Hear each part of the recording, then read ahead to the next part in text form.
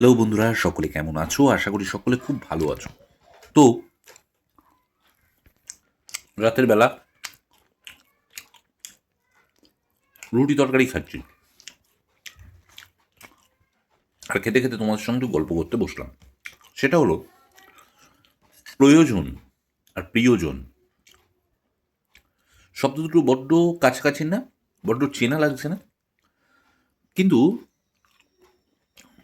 এই দুটো শব্দ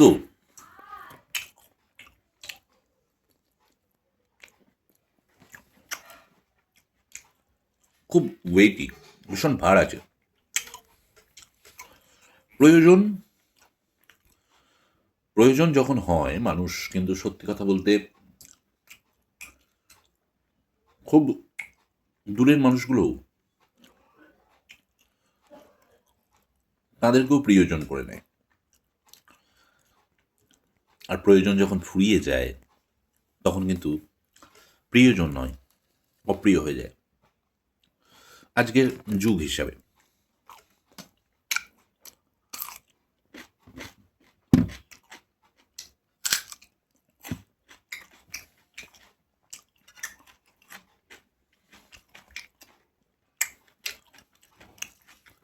এবং আমরা সবসময় চেষ্টা করি কি, যে যাতে আমি প্রিয়জন হয়ে থাকতে পারি।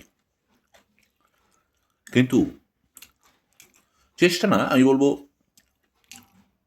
প্রিয়জনের থেকে প্রয়োজন হওয়াটা খুব জরুরি। তাহলে দেখবে সে অটোমেটিক্যালি তোমায় প্রিয়জন করে নিচ্ছে, যাকে দরকার লাগবে তার মানেই সে তোমার প্রয়োজন, তাই সে তোমার প্রিয়জন। এবং আমাদের সবসময় চেষ্টা করাটা উচিত যে আমি যেন অপ্রয়োজনীয় না হই, আমি যেন প্রয়োজন হই। তাহলেই অটোমেটিক্যালি সবাই তোমায় প্রিয়জন হিসেবে গণ্য করবে। সত্যি অবাক করা একটা বিষয়,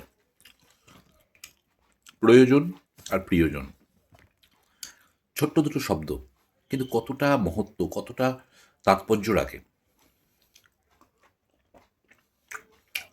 এবং সব থেকে বড় বিষয় কি জানো, এই স্বার্থপরের দুনিয়ায় মা বাবা ছাড়া কেউ কিন্তু প্রিয় নয়।